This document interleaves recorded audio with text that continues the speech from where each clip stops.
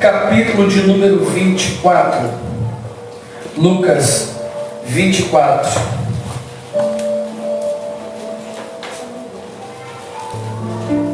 Versículo de número 48 e 49.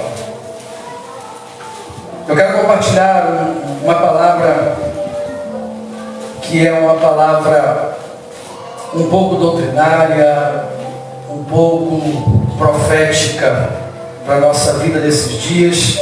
Traz conforto, consolo, um pouco de conhecimento. Nem sei se eu consigo terminar ela hoje. Não sei se eu consigo terminar essa mensagem hoje. Se não der para terminar, a gente já deixa agendado no próximo domingo a gente terminar essa palavra. Mas é algo que Deus tem falado comigo nesses dias, e principalmente na manhã de hoje, onde eu fui ministrado e parece que o quebra-cabeça ele foi tomando forma daquilo que Deus estava falando. Às vezes Deus fala por partes e nós temos que ter o discernimento, o entendimento para saber se o que Deus falou conosco está completo ou se nós vamos ser afobados demais para entregar algo incompleto da parte do Senhor. Eu queria compartilhar essa palavra com você. Lucas capítulo de número 24, versículo de número 49. É isso que eu falei, não foi? 48 e 49, isso aí. Diz assim: e dessas coisas sois vós testemunhas. E eis que sobre vós envio a promessa do meu Pai. Ficai, porém, na cidade de Jerusalém, até que do alto sejais revestidos de poder. E dessas coisas sois vós testemunhas. E eis que sobre vós envio a promessa do meu Pai. Ficai, porém, na cidade de Jerusalém, até que do alto sejais revestidos de poder. Agora me dá a tua atenção de presente. Nós vamos pegar algumas partes da Bíblia, principalmente nos evangelhos sinóticos dessa noite, para construir um pensamento, para construir uma palavra que vai trazer para nós um direcionamento, um amadurecimento e um direcionamento de Deus para a nossa vida. E essa palavra, na verdade, os evangelhos sinóticos, eles se completam, e às vezes nós, de uma forma muito imatura, ou sem conhecimento, ou falta de conhecimento, nós acabamos pegando uma passagem bíblica e nós acabamos derramando sobre ela tanta certeza, nós acabamos derramando sobre ela tanta conjectura, que ela acaba perdendo a sua identidade da veracidade do contexto bíblico. E a gente às vezes não entende que os sinóticos, os evangelhos, eles estão na Bíblia justamente para que a gente entenda que o que um escreveu, o outro escreveu de um outro ponto de vista. O outro escreveu de uma outra ótica. Não quer dizer que eles estão em contradição. Na verdade, eles estão narrando talvez fatos que o outro esqueceu de narrar. E quando a gente encontra essas preciosidades nos evangelhos, principalmente nos sinóticos, que são três, que é Mateus, que é Marcos e é Lucas, João não se encaixa nessa classe dos evangelhos sinóticos, porque João escreve para a igreja, ele escreve para a igreja universal. Não é universal no reino de Deus, não é? Então você vai começar a entender que alguns textos bíblicos, eles se completam quando você vai buscar a fonte, quando você vai buscar a concordância, e você vai começar a entender que todo um cenário, ele vai se montando na tua frente, e você começa a ver aquelas partes que estavam faltando no meio daquela cena que você montou na sua cabeça. Vamos lá. Jesus, ele está dizendo aqui que os discípulos são testemunhas, e pelo fato deles serem testemunhas, o que é que está acontecendo? Jesus já tinha ressuscitado. Jesus agora aparece para os seus discípulos. E ele aparece para os discípulos, e em cada parte de cada evangelho, seja de Mateus, de Marcos ou de Lucas, em cada parte, eles vão narrar alguns trechos que vão dar continuidade a algo que parece que ficou obscuro ou foi interrompido no meio daquele momento da narrativa da Bíblia. E eu quero que você entenda que Mateus, ele escreve para os judeus, porque o intuito de Mateus era confirmar a Cristo, a Jesus, como o Machia, como o Messias esperado que os judeus tantos aguardavam. Marcos, ele escreve de Roma, ou para a igreja de Roma, não só para a igreja de Roma, mas para a igreja num todo. Talvez você não saiba desse fato, mas Marcos foi o primeiro evangelho a circular na primeira era cristã. Foi o primeiro evangelho, o relato completo da história de Cristo que circulou dentro da igreja na primeira era cristã. Os evangelhos vieram depois que Paulo já tinha instituído as suas cartas apostólicas e a igreja já havia sido edificada pelas cartas apostólicas de Paulo. Então Marcos, ele resolve escrever. Depois vem Lucas. E a gente sabe que nem Marcos e nem Lucas, eles foram discípulos de Jesus na íntegra. Somente Mateus e João. A gente entende que Marcos, ele foi durante um tempo discipulado por Paulo, mas em uma determinada viagem, Marcos fica com medo, fica temeroso, e então Paulo manda Marcos retornar. Marcos retorna e automaticamente Pedro pega o pupilo Marcos e Pedro passa a discipular Marcos. E nós vamos encontrar na segunda carta de Paulo a Timóteo, Paulo dizendo, manda Marcos vir, porque agora ele me é muito útil para o ministério. Então a gente vai começar a entender que todo um trama está sendo construído por trás do contexto bíblico. A gente vai ver agora que quem escreve o texto que nós temos é Lucas. E Lucas, pastor, quem era? Lucas era um médico, era um doutor, não um doutor da lei, um médico. E a Bíblia diz que um dia Paulo vai se consultar com o doutor Lucas. E em uma dessas consultas, Paulo começa a contar suas histórias por amor ao Evangelho. Lucas então acaba se apaixonando pelas histórias de Cristo e Paulo acaba ganhando o coração de Lucas para Jesus. Lucas então passa a ser um seguidor, um pesquisador. Ele passa a perseguir, a andar com Paulo para pesquisar a respeito da seita, como era conhecida daqueles que eram o caminho. A Bíblia diz então que Lucas durante um tempo foi um seguidor, depois passou a ser um discípulo e depois se tornou um grande evangelista e testemunha de muitas maravilhas que Cristo fez por intermédio da igreja. Aleluia. Talvez você não saiba, mas tanto Lucas como Atos dos Apóstolos, eles são um livro só. Lucas e Atos são somente um livro, ok? João entrou no meio, numa divisão. O concílio decidiu que Atos dos Apóstolos poderia ser dissociado do Evangelho de Lucas, que não ia sofrer dano algum. Então foram lá e colocaram o nome de Atos dos Apóstolos. Quem está aí, diga amém? Amém. Então vamos lá. A gente começa a entender que Lucas, como historiador, ele é muito mais detalhista do que Marcos e do que Mateus. Mateus, ele se preocupa muito no seu evangelho a atingir os judeus propriamente dito, então ele vai usar muita figura de linguagem e muitos costumes judaicos para fazer representação de Cristo como Messias, como aquele que os profetas haviam profetizado.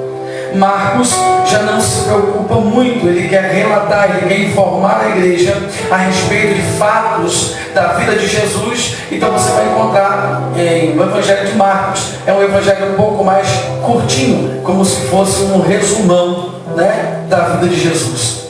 E quando você encontra Lucas, parece que Lucas não é que seja melhor do que todos os outros, parece que Lucas estava mais apaixonado, porque Lucas começa a ir atrás de detalhes. Lucas dá data, Lucas dá nome de alguns homens importantes que estavam oficiando em Roma. Lucas vai dar dados tão específicos que os historiadores E tantos arqueólogos já confirmaram o Evangelho de Lucas como um evangelho minucioso em detalhes, riquíssimo em detalhes da Bíblia Sagrada.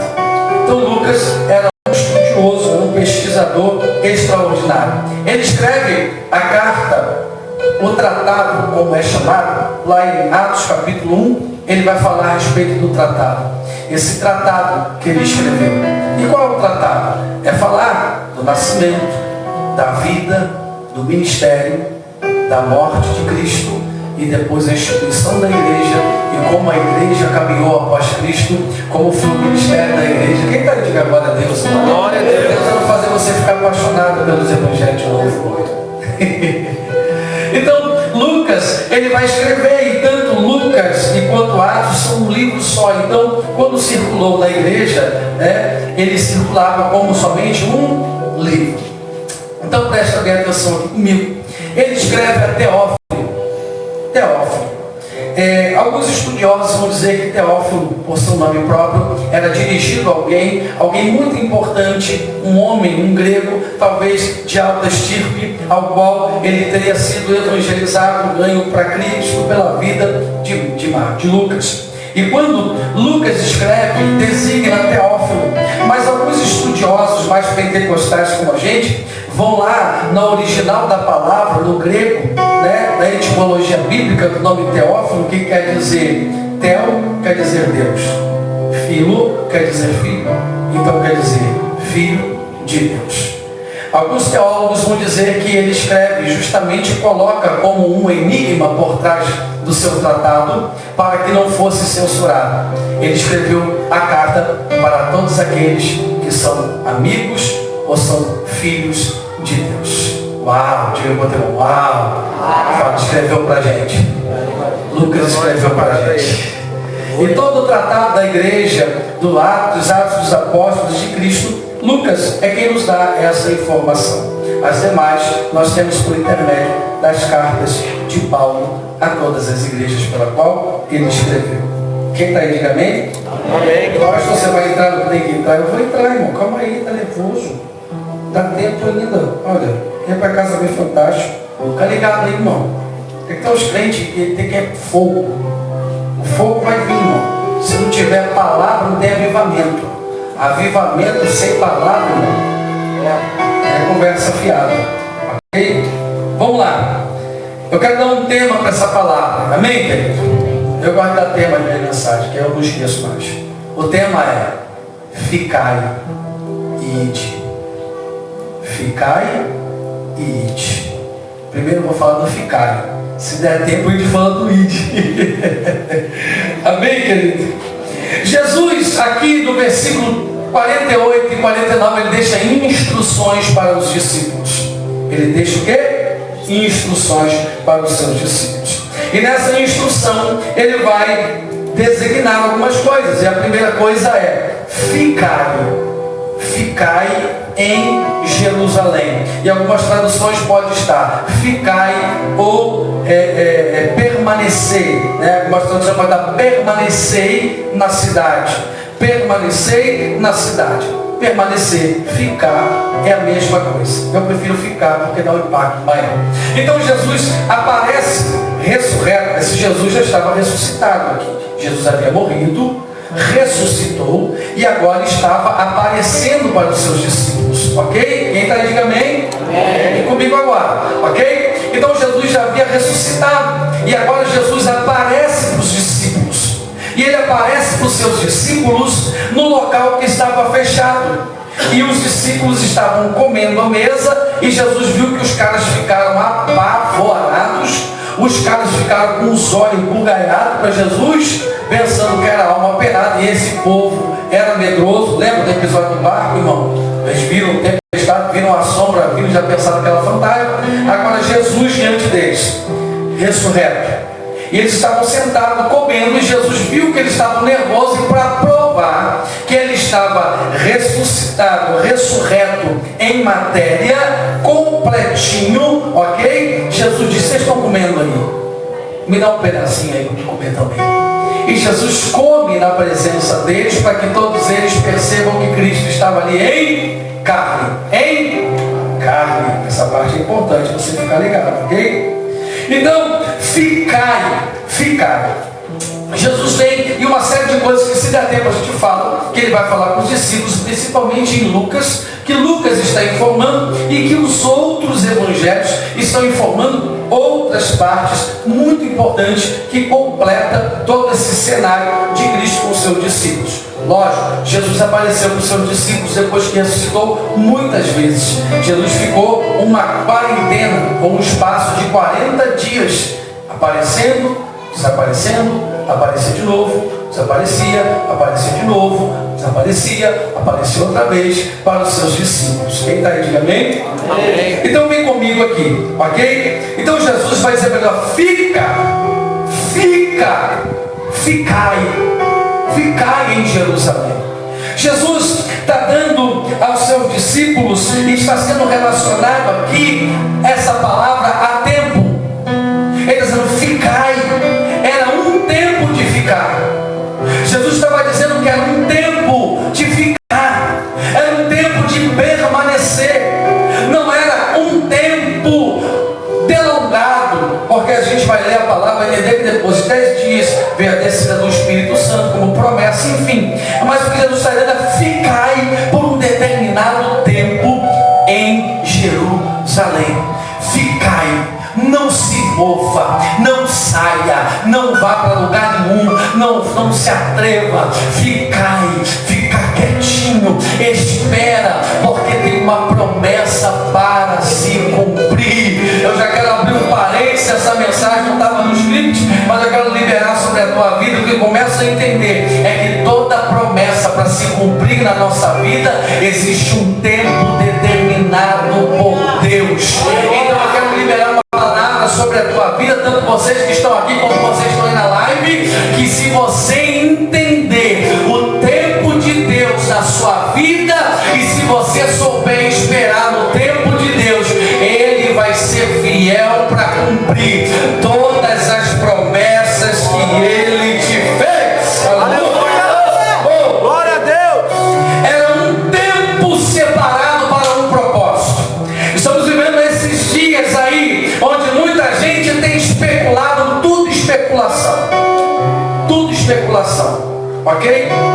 E se é para ficar, se é para sair, se é para ir embora, enfim, muitas especulações. Isso só mostra o quanto a igreja está confusa e dividida em si mesma. E eu começo a ver nesse texto bíblico que Jesus chega para os discípulos e diz, ficai, não sai agora, segura esse tempo aí, espera só mais um pouquinho, porque a promessa vai se cumprir na sua vida. Diga glória a Deus. Glória a Deus. Versículo 49, eis que sobre vós envio a promessa de meu Pai.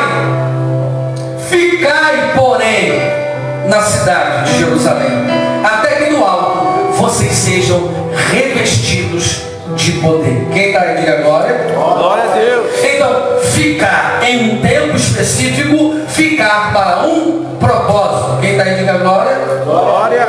E enquanto eles esperavam, aqui está a melhor parte dessa introdução, enquanto eles esperavam, algo de Deus estava sendo gerado dentro deles. Aleluia. Por que, pastor? Porque quem discerne o tempo, quem espera com propósito, ele sabe que enquanto espera, ele não está parado na esquina, ele está esperando. Enquanto ele espera, Deus está gerando algo dentro dele. Aleluia. Deus está gerando, Deus está preparando algo para o propósito cumprir. O propósito está pronto, nós é que estamos sendo preparados para aquilo que Deus preparou para nós. Quem está aí, diga glória a Deus, irmão. Então olha para o teu irmão e diga, enquanto você espera, ele está gerando algo dentro de você. Enquanto você fica, ele gera algo dentro de você. Enquanto você conta as horas, ele está gerando algo dentro de você. Ele está gerando algo na igreja nesses últimos dias. Ele está gerando algo nas nossas vidas de forma extraordinária nesses dias. E como eu disse para você que Atos dos Apóstolos é a continuação do Evangelho de Lucas, eu queria que você abrisse Atos capítulo 1, versículo 4. Atos 1, versículo 4. Porque ele vai recomeçar a história do Evangelho. Então ele vai terminar, ele vai recomeçar a escrever do ponto onde ele parou. Ele vai retomar a história do ponto da onde ele parou, para dar continuidade àquilo que ele queria informar para Teófilo. Ok? Quem está aí, diga amém? Amém. Vem comigo. Diz assim: e estando com eles, determinou-lhes que não se ausentassem de Jerusalém, mas que esperassem a promessa do Pai, que disse: de mim ouvistes. Jesus então, ele disse para que eles esperassem, porque havia algo para se cumprir. Você está aí, diga amém. Amém. Glória a Deus. Você está tão quietinho. Ok? A gente vai ver agora nos evangelhos de Mateus e de Marcos um complemento dessa cena onde Jesus conversa com seus discípulos, ok? É a outra parte da cena que Lucas não informou. Talvez Lucas não informou porque Marcos já tinha falado. Talvez Mateus não escreveu porque já havia visto em Marcos. Então Lucas só complementou algo para poder dar um fechamento nesse quebra-cabeça de enigma de Jesus para a nossa vida. Diga amém. Amém. Vamos lá, Mateus capítulo 28. Mateus 28. Vai abrir Bíblia, vai ler Bíblia hoje, irmão. Vai ler Bíblia, palavra, isso aqui edifica. 28, versículo de número 16. Vamos ver a outra faceta dessa cena.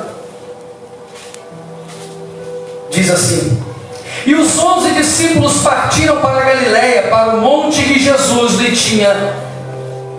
tinha designado. E quando ouviram, o adoraram, mas alguns duvidaram. Pega isso. E chegando Jesus, falou-lhes dizendo: é-me dado todo o poder no céu e na terra. Portanto faz o quê? Portanto, ide, fazei discípulos de todas as nações, batizando-os em nome do Pai, do Filho, do Espírito Santo, ensinando-os a guardar todas as coisas que eu vos tenho mandado. E eis que estou convosco todos os dias até a consumação dos séculos. Amém. Amém. E amém. Glória a Deus. Então, quando Jesus disse o ficai, ele também disse a importância do ide. Mas antes de ir, aprenda a importância e o valor de ficar. Aleluia! Glória a Deus! Não vá antes de você ter aprendido e recebido a promessa do ficar. Tem muita gente indo sem ter ficado para receber a promessa. Aleluia! Tem muita gente indo com as mãos vazias e na hora de apresentar o resultado da promessa está com a vida e com as mãos vazias, e os resultados vão ser os piores possíveis. Amém? Marcos capítulo 16, versículo 15, que eu quero sair dessa introdução. Marcos 16. Bora aí, ó, bora aí. Já está em Marcos, já está no final de Mateus, aí já vai para Marcos. Marcos 16. Vai no finalzinho. Vamos lá, 15, diz assim: e disse-lhes: ide por todo o mundo, pregai o evangelho a toda criatura. Quem crer e for batizado será salvo, mas quem não crer será condenado. Fala aqui comigo.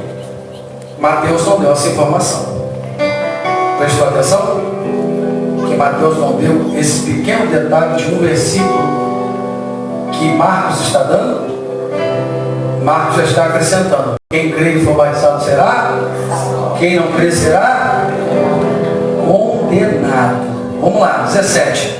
Esses sinais seguirão aos que creem: Em meu nome expulsarão os demônios, falarão novas línguas, pegarão nas serpentes, e se beberem alguma coisa mortífera, não lhes fará dano algum, e porão as mãos sobre os enfermos e os curarão. Ora, o Senhor, depois de lhe ter falado, foi recebido no céu e assentou-se à direita de Deus. Quem está aí, diga amém.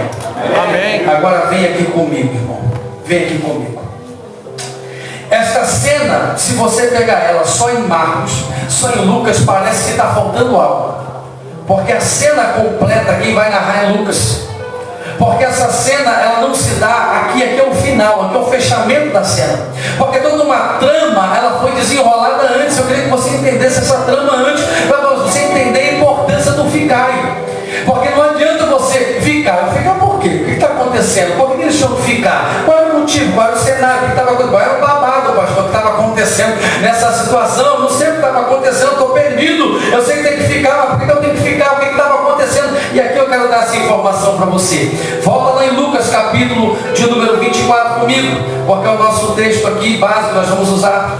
Lucas, capítulo 4.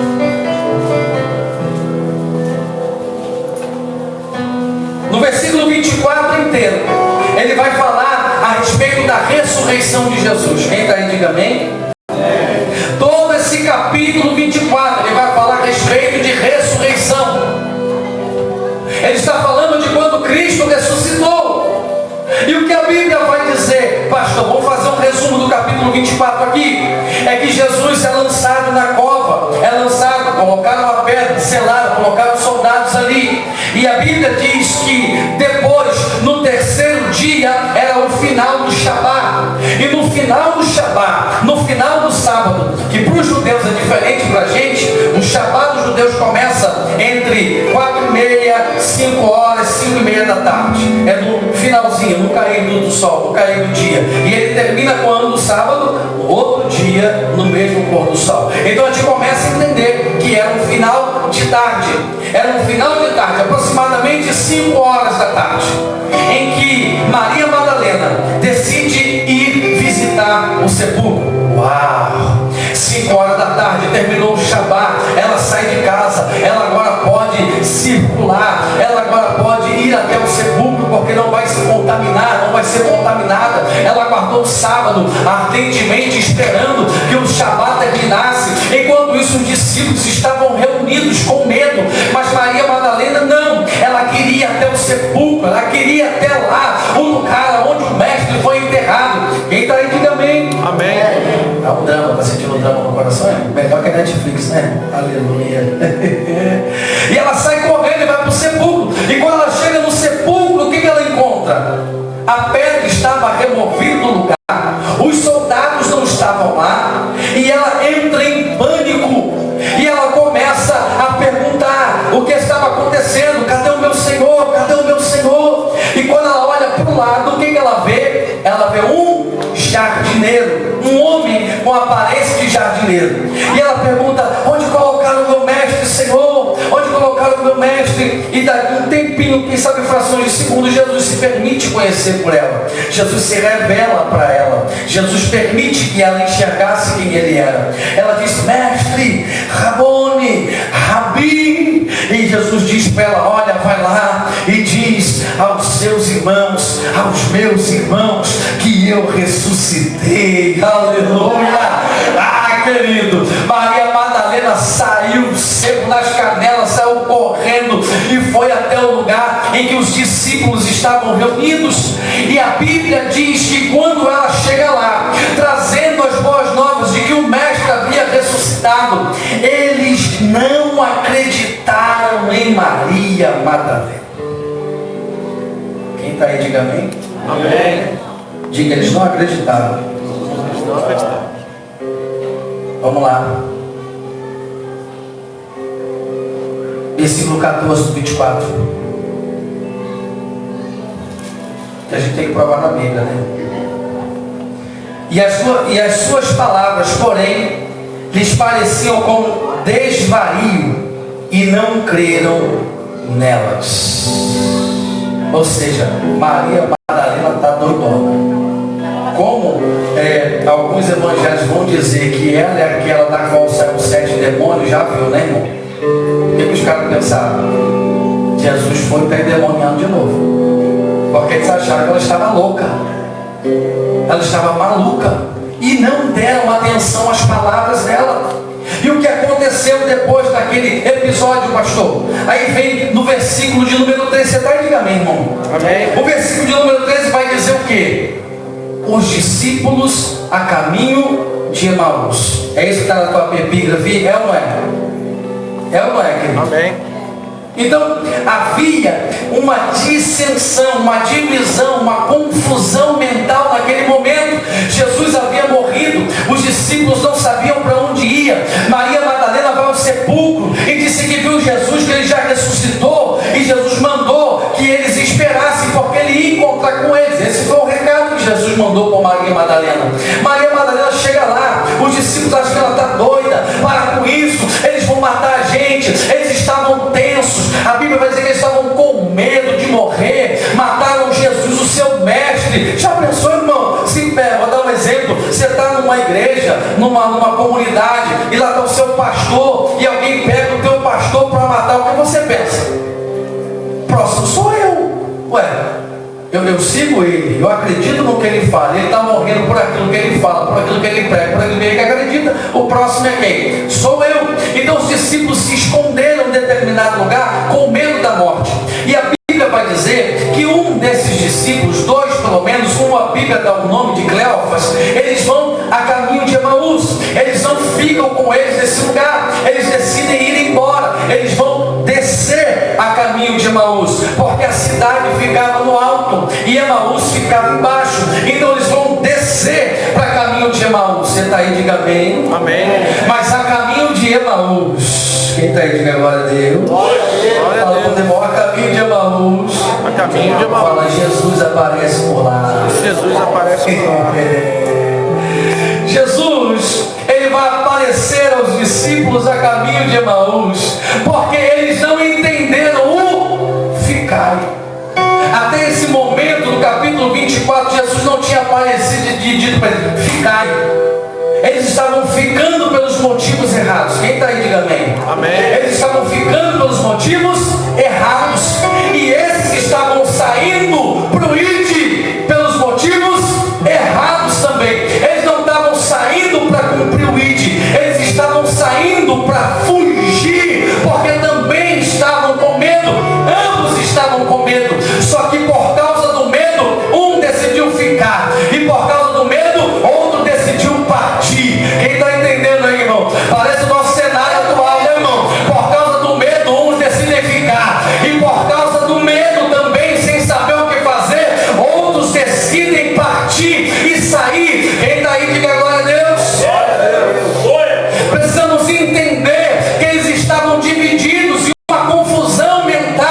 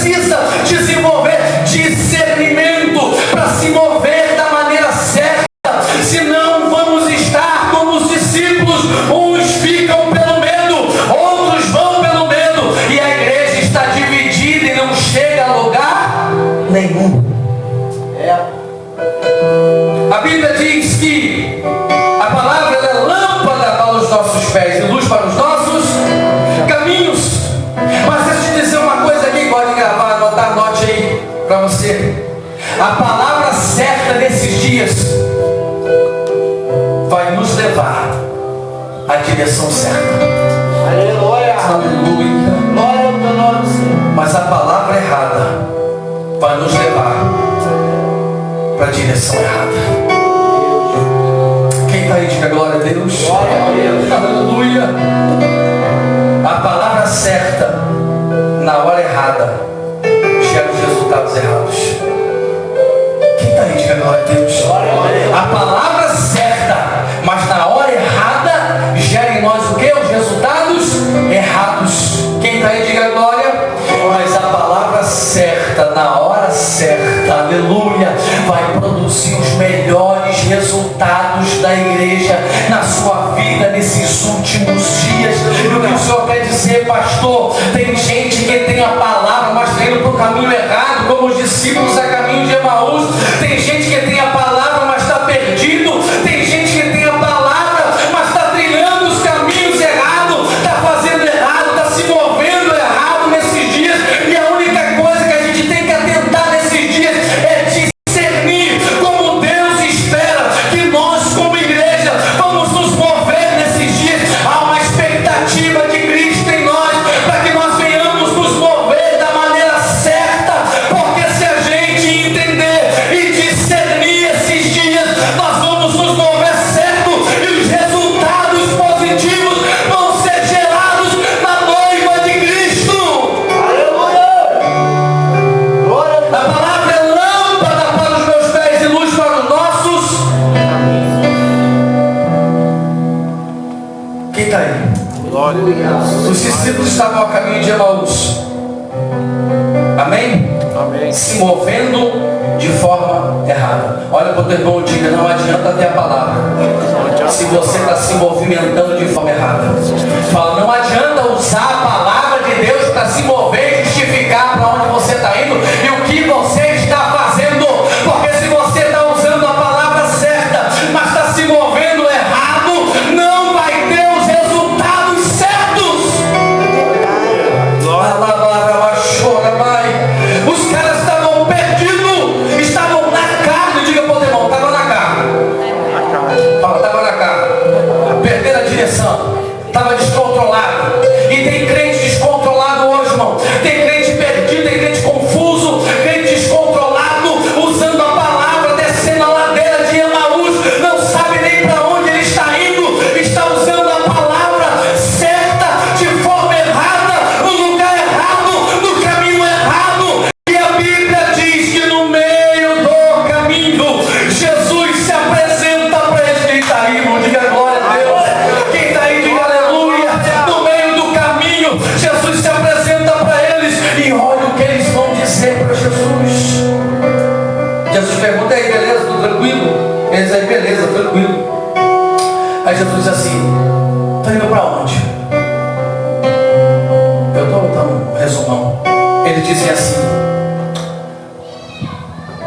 está perdido, irmão. Você é andarilho? Está doidão? Hã? Você é nóia? Você está doidão, Jesus? Aí saber que era Jesus, está doidão, irmão? Está nóia? Não, ele é andarilho? Você não sabe os últimos acontecimentos que aconteceu dentro da cidade de Jerusalém? E eles começaram a relatar para Jesus os fatos. Fala para o irmão, relatar os fatos. Relatar os fatos. Fala, relatar os fatos. Relatar os Fala, tem muita gente que só sabe relatar Só sabe os relatar. fatos. Aleluia! Olha para o teu irmão e diga, tem muita gente descendo a ladeira, enquanto desce a ladeira, só fala dos fatos e esqueceu a palavra. Tem muita gente declinando espiritualmente nesses dias, porque está descendo a ladeira, está faltando a palavra, porque se a palavra tivesse viva, eficaz na tua vida, ela seria lâmpada para os seus pés e luz para o seu caminho. O que prova biblicamente que esses homens estavam sem a direção por parte da palavra. Fala para o irmão, fora da palavra. Fora da palavra. Você não vai muito longe, não. Fala para o irmão, vai muito longe, não, irmão. Muito longe, mano. Escuta o que eu vou compartilhar com você. E os discípulos, pastor, ficaram pelos motivos errados. Cleofas e seu amigo saíram pelos motivos errados. E o que eu começo a aprender é que falta para nós é a palavra. A igreja nesses dias ela tem que se abraçar com a palavra, porque a palavra vai trazer você de volta para o caminho. Quem está aí, diga amém, irmão. Amém. A palavra traz você de volta para o caminho. A Bíblia diz que quando eles chegaram a um determinado ponto e Jesus meteu o caô, que a palavra diz assim: eu vou, hein? Ó, tô indo, hein? Aí olhou, vai não, tá tarde, vem repousar com a gente aqui. Uau! Senta na mesa, Jesus toma a iniciativa na mesa, pega o pão, dá graças, partiu. Eles olharam para Jesus e disse: é ele, aleluia, é o mestre. E Jesus sobe diante deles, um olha para o outro e diz: é ele, é ele, mesmo é ele. Você não viu como ele partiu o pão? O outro disse: eu já sabia, bem que eu desconfiava que era ele, porque enquanto ele vinha no caminho e expunha para nós as escrituras, não ardia o nosso coração, não queimava na nossa alma. A Bíblia diz que naquele momento, por causa da palavra que Jesus veio expondo, desde os antigos, a todos os profetas, até Cristo, os últimos acontecimentos, eles foram renovados pela palavra. Olha para o teu irmão, diga: a palavra. Fala, sabe por que eles voltaram para o caminho? Por causa da palavra, aleluia. Eles olharam e dizem: a gente está no lugar errado, a gente está na posição errada, o movimento não é esse, vamos voltar. O outro diz: vamos voltar e agora. Quem está aí, diga amém? Eles não disseram para Jesus que era perigoso, mas quando a palavra de Deus iluminou eles, ela se fez lâmpada, luz, e eles voltaram. Quem está aí? Aleluia. Olha para o teu irmão e diga: a palavra vai te fazer voltar hoje. Fala, você vai voltar para o caminho por causa da palavra. Não é apenas emocional, não é coach, não é motivacional. Você vai voltar para o caminho por causa da palavra. A palavra vai voltar a queimar no teu coração. A palavra vai voltar a arder na tua alma. Glória a Deus. Eu vou dar lugar, Jesus. Aleluia.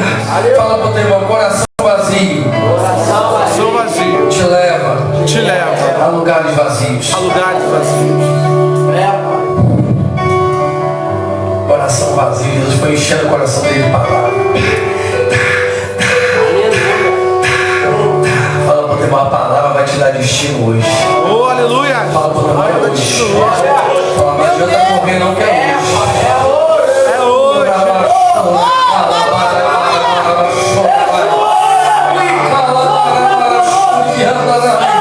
Estou sentindo Jesus aqui. Aleluia. Versículo 31 do capítulo 24. Para me provar o que eu falei para você. Lucas 24, 31 diz assim: abriu-se-lhes então os olhos e conheceram, mas ele desapareceu. E disseram um para o outro: porventura não ardia em nós o nosso coração quando pelo caminho nos falava, e quando abria as escrituras? Na mesma hora, levantando-se, tornaram para Jerusalém e acharam congregado quem? Quem? Fala para o teu irmão: eles voltaram da onde não deveria ter saído. Fala para o teu irmão: não vai quando você tem que ficar. Aleluia. Não sai quando a ordem é para ficar. Chora, mara, quem está aí, diga glória a Deus. Aleluia. Isso, seu crente. Essa palavra para compartilhar com você, ô bichinho. Você liga aí, você também na internet. Pega esse coraçãozinho aí, dá glória no coraçãozinho. Terra também. Deus. Glória a Deus. Olha aqui, 34, versículo 34.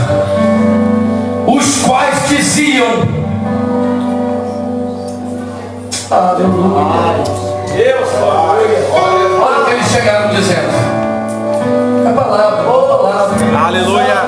Ressuscitou. Verdadeiramente o Senhor. E já apareceu a Simão. E eles lhe contaram o que lhes acontecera no caminho. E como deles foram conhecidos no partir do pão. Aleluia.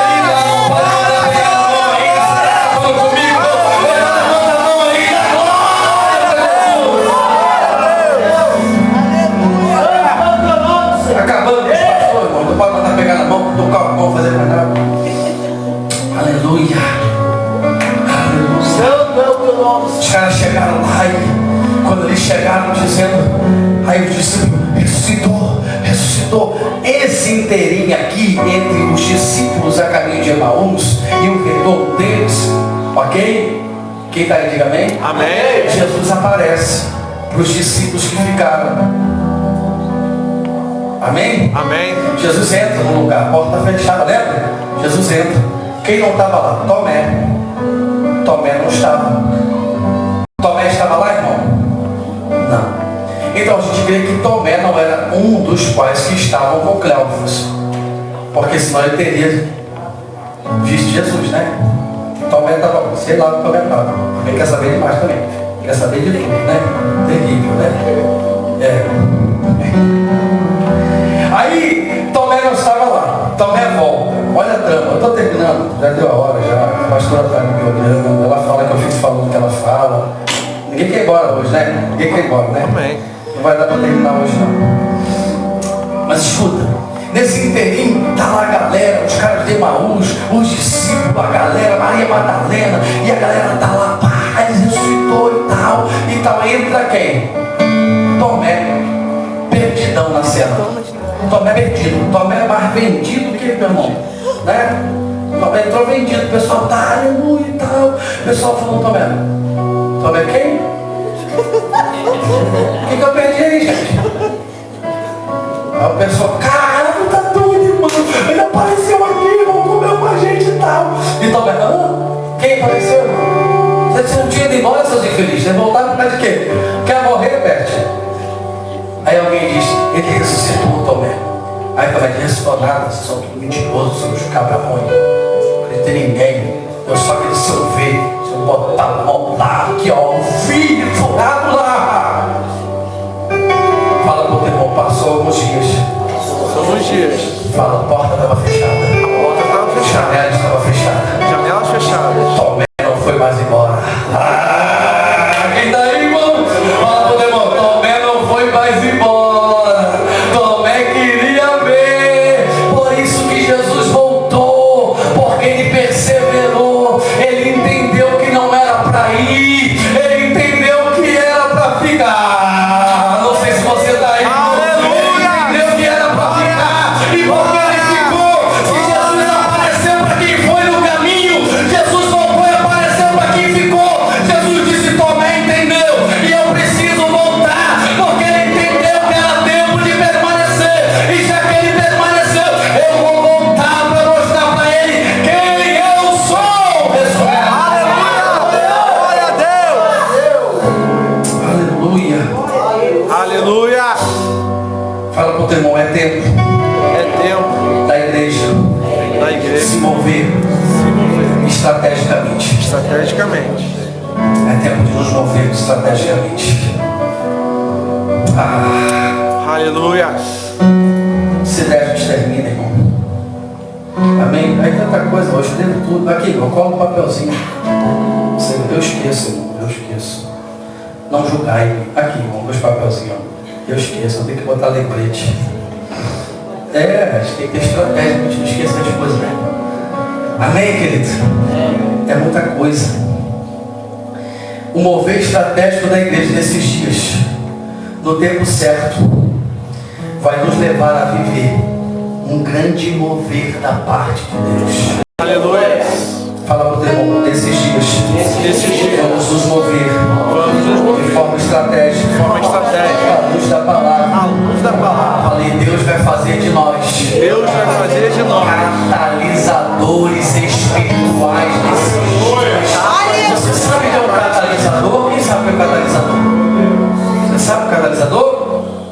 você sabe não, te dizer o que é catalisador.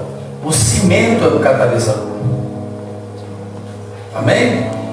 Você tem a areia ou a areola. Se você pegar ela sozinho, ela vai dar o resultado que você espera. Para embolsar ou para colocar um tijolo, precisa de quê?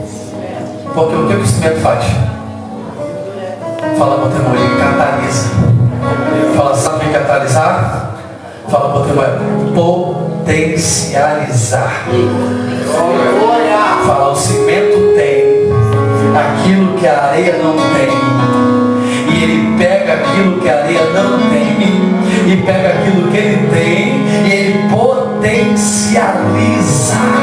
A areia é fraca, mas por causa do cimento ela se torna forte. Olha para o teu irmão e diga: aleluia. Se a igreja entender nesses dias o que Deus tem para ela, nós vamos ser o catalisador dessa geração. Nós vamos pegar os fracos dessa geração. Nós vamos pegar os perdidos dessa geração e vamos fortalecê-los no Senhor e na força do seu poder. Fala para o teu irmão, os discípulos duvidaram. Os discípulos duvidaram de Maria Madalena. Maria Madalena. Maria Madalena representa de forma profética a igreja. A Maria Madalena representa a igreja. Nós, a igreja. Os discípulos representam Israel. Quem está aí, diga amém. Amém. Uau, anota essa que você pega depois. Maria Madalena representa a igreja. Os discípulos representam Israel. Como Israel rejeitou Jesus e quem o recebeu foi a igreja. Quando Jesus ressuscita, ele primeiro aparece para Maria Madalena. É por isso que a Bíblia vai dizer Maria Madalena, que são 7 demônios. Dá nome demônio. Demônio. Ou demônio, ó. 7 demônios de Maria Madalena. E Jesus aparece para ela e ela representa a igreja. Ela representa a igreja desses dias. Porque enquanto os discípulos estavam se escondendo naquele lugar, Maria Madalena foi atrás de boas novas. Aleluia! Maria Madalena foi atrás das boas novas. Quem anunciou as boas novas para os discípulos? Fala para o irmão, Maria Madalena. Fala, Maria Madalena representa a igreja de forma profética, apocalíptica. Nos últimos dias, somos nós que estamos comandando esse manto. Se ligou, pentecostal, né, irmão? Somos nós que estamos comandando esse manto, é a igreja, porque a palavra de boas novas na boca da igreja. Então é a igreja que está anunciando a Cristo nesses últimos dias, ainda que Israel não aceitou, ainda que Israel não entendeu no seu contexto geral. Poucos são aqueles messiânicos, a maioria ainda não acreditam em Jesus como Messias, mas nós somos a igreja, nós somos a Maria Madalena, nós somos aqueles que estão anunciando as boas novas, independente se Israel está recebendo ou não. Alguém está ouvindo a palavra de boas novas. As boas novas precisam ser pregadas. Olha para o teu irmão e diga: vai parar de pregar as boas novas, Maria Madalena? Pode parar. 2 tipos de crente, ou melhor, 3 tipos de crente, para a gente começar a fechar aqui. Primeiro tipo de crente, os que fogem. Nesses dias estamos vivendo esse drama. No meio do drama, no meio de todo o caos, temos aqueles que fogem. Fala para o teu irmão, muita gente fugiu. Muita gente correu. Muita gente desviou. É o sacudir da figueira, irmão. Da videira. Esses dias são dias, Deus está sacudindo a videira. Deus pegou a igreja e está assim, ó. Fala para o teu irmão, se segura aí, irmão. Fala, se segura, porque ele está sacudindo a videira. Aleluia. Ele está sacudindo a videira nesses dias. Aí vão ter aqueles, os que fogem, os que se escondem e os que vão atrás de boas novas. Olha para o teu irmão e diga: quem é você nesses dias? Aleluia. Fala, para onde você está indo? Posso terminar com você de pé? Santo é o teu nome, Senhor. Tanta coisa para falar, irmão. Falei nada ainda. Ô Jesus. Eu preciso de uma coisa, olha para pregar. Aleluia. Você não quer nem ir embora mais, né, irmão? Já acabou fantástico. Aleluia. Deus gerou uma palavra no meu coração nesta manhã, profética. Eu preguei a mensagem ensinada, eu te ensinei a palavra, eu te falei a importância dos discípulos ficarem. Quem sabe semana que vem eu falo o que aconteceu, porque eles ficaram, né? Ficou, ainda não foi o ficou, não cheguei nem lá no texto que eu li ainda, irmão. Nem cheguei lá ainda. Eu estou nos capítulos anteriores dessa drama, dessa série. Mas eu queria que você entendesse. Esses dias eu orava a Deus. E vocês sabem que nós estamos aqui na igreja. É o ano profético da pesca maravilhosa. Quem está aí, diga amém. Esse é um ano profético que Deus falou comigo e me deu um símbolo muito forte. Está por aqui em algum lugar. Não vou achar agora, é igual criança, né? Quando você quer que Deus faça uma coisa engraçadinha para alguém ver teu filho, ele nunca faz. Mas agora eu achei. E eu orando aqui um sábado, um Shabbat, e eu pedi a Deus uma direção, um direcionamento para esse ano de 2020, para que eu conduzisse a sua igreja diante da sua vontade, do seu querer, à luz da sua palavra. Deus falou comigo, esse é o ano da pesca maravilhosa. Aí o nosso coração se enche de que, uau, vai romper, vai ser maravilhoso, vai estar, né? E eu falei, não, Senhor, o ano da pesca maravilhosa, o ano da abundância, o ano do crescimento. Eu queria mudar, né? E Deus é o ano da pesca maravilhosa. Deus nem cola a pesca maravilhosa. Deus está aqui ligado na publicidade aí. Aí eu orando, eu fui pro canto ali, mais ou menos onde Jéssica está ali. E eu chutei algo. E eu chutei isso aqui. Você sabe o que é isso aqui? Não, não é um anzol. Mas parece um anzol, não parece? Isso aqui no mínimo deve ser alguma coisa de chaveiro que alguém, sem saber o que estava fazendo, pegou, desamassou e botou ali no canto. Mas Deus falava comigo, eu ando da pesca maravilhosa. Eu falei, não é. Ele falou, é. Eu falei, não é. Eu falei, não é. Ele falou, é. Aí meu filho falou, bicho teimoso, rapaz. Aí ele foi ali e me fez lá no canto pegar isso aqui. Quando eu peguei isso aqui, eu entendi. Esse é o ano da pesca maravilhosa. Alguns meses depois, não só o Brasil, o mundo vira de cabeça para baixo. Pregamos aqui no culto da virada que é o ano de romper, é o ano de Deus encher a rede e tal, motivado por aquilo que Deus falou. E eu me recusando esses dias a entender, falando, o Senhor falou, o Senhor me enganou, porque não está acontecendo. E ontem, madrugada, hoje pela manhã, Deus falou algo muito poderoso comigo a respeito disso, do que está acontecendo, e você que está vendo, acredite ou não, vocês estão aqui acreditando ou não, mas eu queria compartilhar com vocês algo profético.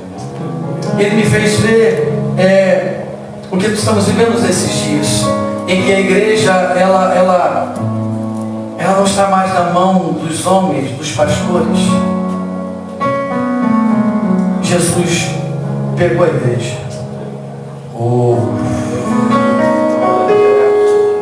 Eu falei, mas como, Senhor? Ele falou, vamos lá para a pesca maravilhosa? Hoje pela manhã, acho que a minha mulher está que eu sou meio doido. Ela saiu do quarto, ela estava na sala. A pessoa estava fazendo exercício, ela estava no manto mesmo. Aí ele falou, vamos voltar para o barco. Eu falei, volta para o barco. Ele vamos para a pesca. Eu falei, vamos. Ele falou, nada do que eu te falei está fora do contexto. Aleluia! Aleluia! Glória a Deus! Nada do que eu te disse está fora do contexto. Ele falou, se você está interpretando errado. Ele falou, quando Jesus chega na beira da praia, quem está encostado no barco? Eu falei, Pedro. Ele falou, quem Jesus esperou? Eu falei, Pedro, descer. Ele falou, quando Jesus desceu do barco, quem assumiu o barco? Jesus. Ele disse assim, eu estou assumindo o barco. Aleluia! Oh, aleluia! O barco está comigo. Glória a Deus! Quem está no comando?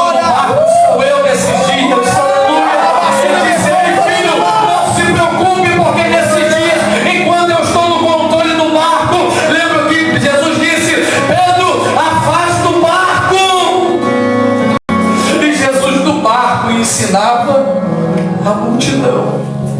Ele disse, filho, nesses dias eu estou assumindo o barco e que eu estou ministrando a minha igreja. Eu é que estou ministrando a minha igreja. Eu é que estou ministrando o meu povo. Eu é que estou falando com eles nesses dias, dentro do teu lar, dentro da tua casa. Quem está tratando com a igreja nesses dias, meu filho, sou eu, disse o Senhor. Santo. Eu estou tratando assuntos com a igreja nesses dias que os meus líderes não conseguiram tratar durante algum tempo. E eu falei, Senhor, e nós, os líderes, aonde nós nos encaixamos nisso? Ele disse, vocês façam como Pedro, lava a rede. Oh, aleluia. Aqui vai uma palavra para você que é líder, você que é pastor. Aproveite enquanto Jesus está cuidando da igreja nesses dias. Aproveite enquanto o barco está com ele e ele ministra a igreja no barco. E pastor, meu amigo, ei pastora, minha amiga, ei bispo, apóstolo, escuta o que eu estou ministrando sobre a tua vida. Vai lavar a rede, vai consertar a rede, vai cuidar da rede, porque querido, ele está cuidando da igreja. Cuida da rede, cuida da tua vida. Olha para dentro de você, olha para o seu ministério, olha como você conduz a igreja, olha como você trata as pessoas, olha como você cuida do povo, olha como você cuida das ovelhas do Senhor.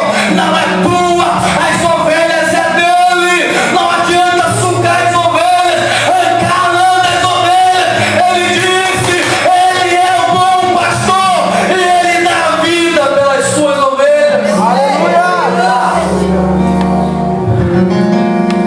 Eu falei, Senhor, e a gente faz o quê? Aproveita esses dias para rever seus conceitos, filho. Aproveita esses dias para rever os seus valores. Aproveita esses dias para rever o conceito do evangelho que você tem ensinado. Conserta a rede. Conserta a rede dos privilégios.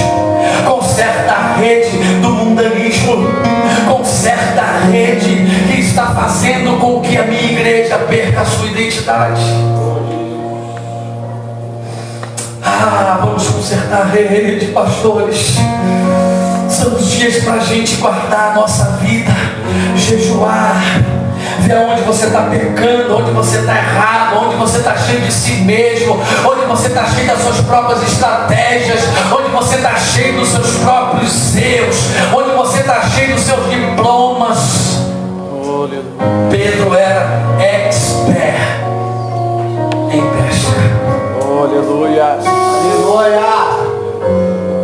Mas naquele dia, estava na beira da praia, olhando Jesus falar com a igreja. Glória a Deus.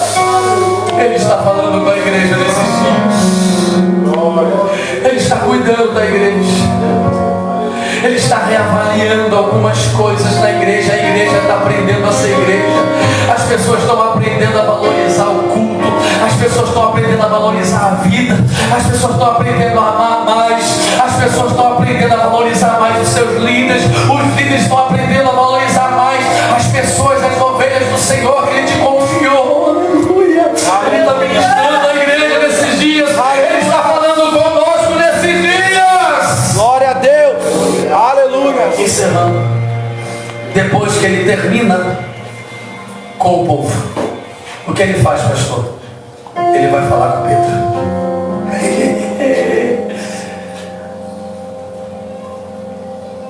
Vamos nos preparar,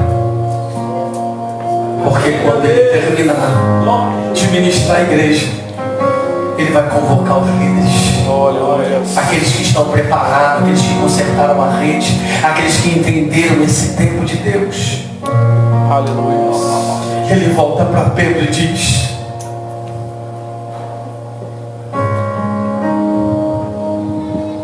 volta para o mar. Aleluia. Glória a Deus. Volta para o mar, Pedrão. Volta para o mar, Pedrão. Aí ele falou comigo assim: assim, ó, já tentei, mas sobre a tua Palavra. eu lançarei a rede. Aleluia. Aí ele falou comigo, enquanto eu estou cuidando da igreja, lava a rede. Ouça a palavra, lava a rede, ouça a palavra, lave a rede, ouça a palavra, lave a rede, ouça a palavra, lave a rede, Aleluia. ouça a palavra, Aleluia. lave a rede, ouça a palavra, volta pro barco, lava a rede, ouça a palavra, volta pro barco. Pedro, não volta na cara. Pedro disse não, ele se forma agora, é a hora. Se você está pensando, Pedro, que vai ser como era antes, você está muito enganado. Pedro, agora vai ser diferente. Aleluia. Oh Deus. Quem está aí? Glória a Deus. Fala pro teu irmão, depois disso tudo vai ser diferente. Depois disso tudo vai ser diferente. Aleluia! Fala para ele, sabe por quê? A igreja não vai ser mais a mesma. A rede não vai ser mais a mesma. Pedro não vai ser mais o mesmo. E quem vai estar no comando do barco é ele. Quem vai estar dando direção é ele. Ele disse, Pedro, você foi aonde? Eu fui até o meio. Então comigo agora nós vamos lá pro fundo. Águas profundas. Fala pro teu irmão, pro fundo. Fundo. Fala pro fundo. Oh, aleluia. Por que eles foram pro fundo? O barco era de Pedro, mas quem estava no controle e dando direção era Jesus. Aleluia. O que vai mudar nesses dias, pastor? Quando nós voltarmos pro barco, nem se atreva a colocar a mão no controle. Aleluia. Foi para isso que Deus tirou a igreja da nossa mão. Para a Glória. igreja voltar para as mãos dele. Ele Glória. é quem vai dar direção. Ele é quem vai mostrar o caminho. E todo o caminho que ele guiar a tua igreja, todo o caminho que ele conduzir você, pastor amigo, todo o caminho que ele conduzir você, querido irmão, pode ter certeza, nunca mais os resultados da igreja vão ser o mesmo. Aqui está se cumprindo a palavra. Aqui vai se cumprir a palavra, querido, de um grande avivamento nesses dias. Agora olha para o teu irmão aí, por favor, com amor e com carinho, e diga para o teu irmão, se você entendeu, fica aí. Diga, se você entendeu, fica aí. Fala, você vai ser muito útil na hora do ID. Fala, se você está entendendo, fica aí.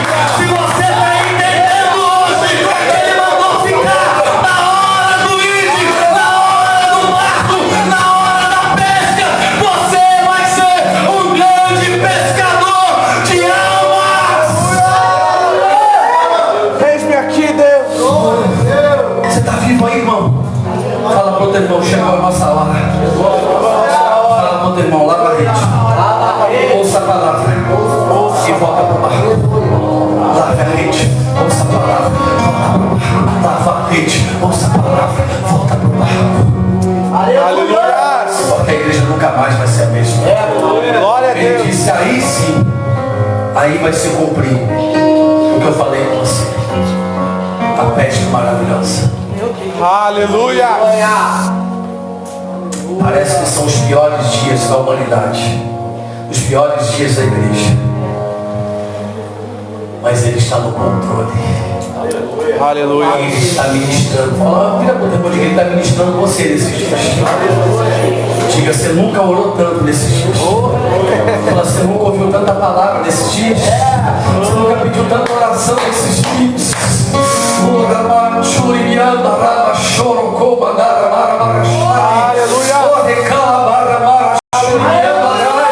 É crente recebendo palavra, é crente recebendo visita do Espírito Santo, é crente sendo restaurado, é crente que era problemático dentro da congregação e está sendo tratado dentro de casa. Aleluia. Oh Deus. Dentro de casa. Ele está tratando teu caráter, ele está tratando tua vida. Aleluia. De forma geral. Mas é o sacudir da videira. Fala pro teu irmão, muita gente vai cair. Fala, toda árvore Toda árvore que está nele que está nele e não dá fruto, e não dá fruto, fala, ele corta. ele corta. Fala, ele corta mesmo.